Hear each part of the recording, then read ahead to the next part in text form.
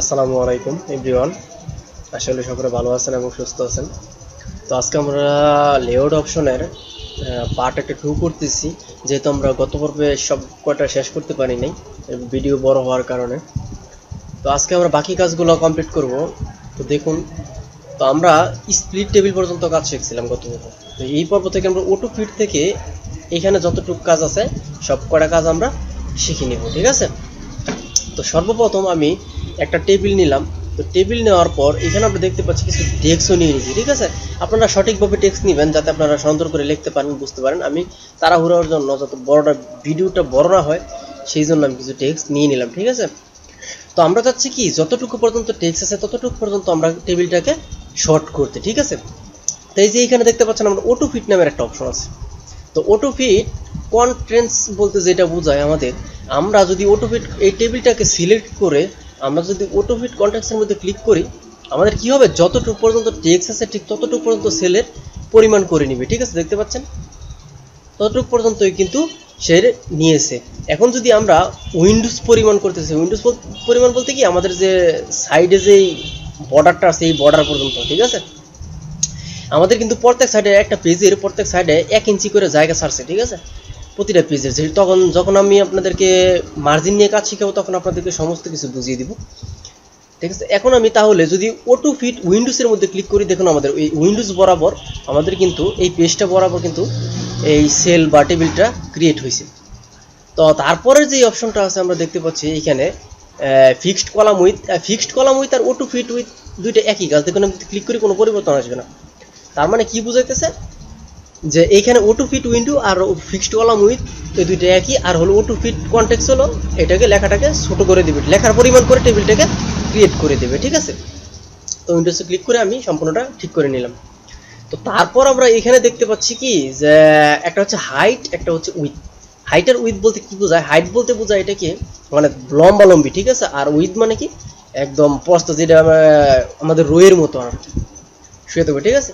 তো আমি চাচ্ছি কি এই সেলটার হাইট বাড়াতে, ঠিক আছে? সেলটার যদি হাইট বাড়াতে চাই, আমি যদি এইখান থেকে বাড়িয়ে দেই তাহলে দেখুন আমার কিন্তু সেলটার কিন্তু হাইট বাড়তেছে, এবং কমিয়ে দিলে আমার কিন্তু সেলটার হাইট কমতেছে। অনেক সময় লাগে না আমাদের সেলের হাইটটা একটু বাড়াতে হয়, একটু কমাতে হয়।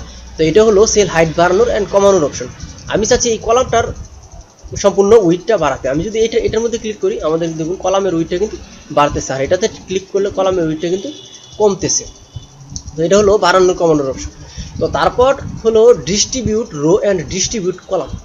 তো আমি এটাকে শেখানোর জন্য এইটার সাইজ কিছুটা ম্যানুয়ালি বড় ছোট করে দিই, আর একটা ছোট করে নিই, বেশি অতিরিক্ত বড় হয়ে গেছে, ঠিক আছে?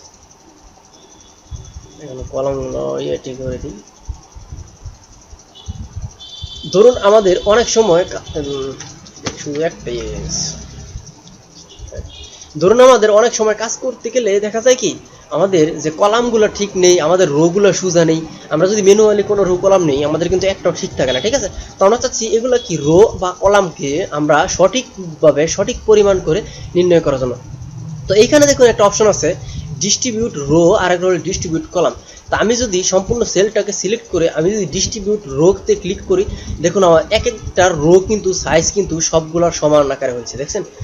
প্রত্যেকটা সেলের দিকে খেয়াল করেন, আমাদের প্রত্যেকটা সেলের যে রোগুলো আছে এইগুলো কিন্তু সবগুলা ঠিক আছে। এখন হচ্ছে আমাদের কলামগুলো উইথ ঠিক করার জন্য এখন যদি কলামে ক্লিক করি, দেখুন আমাদের এখন কিন্তু একদম সমপরিমাণ হয়ে গেছে, ঠিক আছে? প্রত্যেকটা সেলের ভিতরেরটা অংশগুলো খেয়াল করুন আপনাদের, দেখুন একদম সেম টু সেম। তো এটা দিয়ে কি আমাদের উইথ এবং হাইটটা আর কি ঠিক অ্যাডজাস্ট করা হয়, যেমন উল্টাপাল্টা হয়ে গেলে ওইগুলো ঠিক করা হয় আর কি, ঠিক আছে?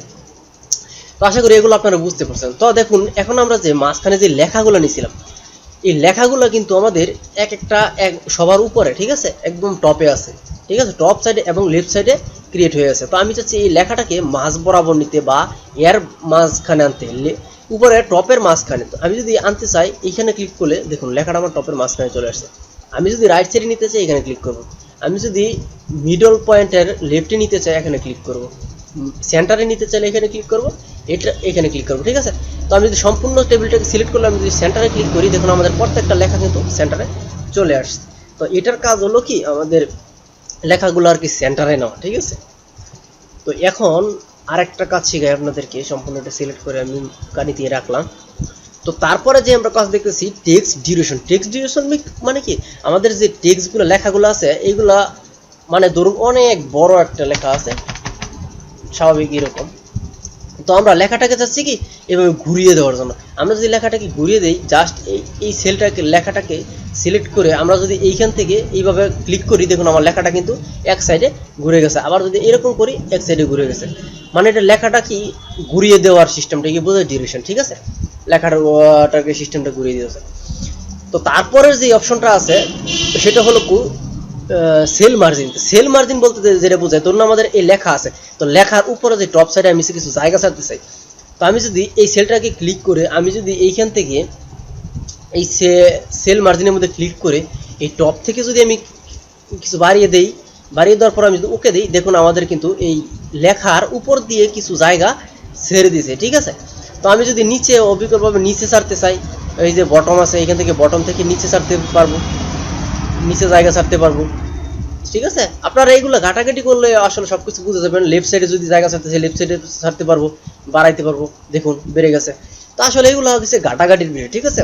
আপনারা ভিডিওটা দেখবেন আর একটা একটা ভিডিও ধরে আমি যেই কাজগুলো দেখাইছি সেই কাজগুলো যদি দেখেন, আমার বিশ্বাস আপনারা পারবেন ঠিক নিজেরাই, ঠিক আছে। আমি শুধু আপনাদেরকে একটা সিম্পল আকারে আইডিয়া দিলাম, ঠিক আছে। আইডিয়া অনুযায়ী আপনারা কাজ করেন, সম্পূর্ণ পারবেন। যদি কোনো জায়গায় আটকে যান সেই জায়গায় আমি সুন্দর করে আমাকে নক করবেন, আমি আপনাদেরকে বুঝিয়ে দিব। তো এতটুকুই আপনাদেরকে বুঝেছি। পরবর্তী ভিডিও আমি আপনাদেরকে টেবিল নিয়ে কাজ শেখাবো, ঠিক আছে। তো আজকে এতটুকুই। তো সকলে ভালো থাকবেন, সুস্থ থাকবেন। পরবর্তী ভিডিও দেখার আমন্ত্রণ জানিয়ে ভিডিও থেকে আজকে বিদায় নিচ্ছি। আসসালামু আলাইকুম ওয়া রাহমাতুল্লাহি ওয়া বারাকাতুহু।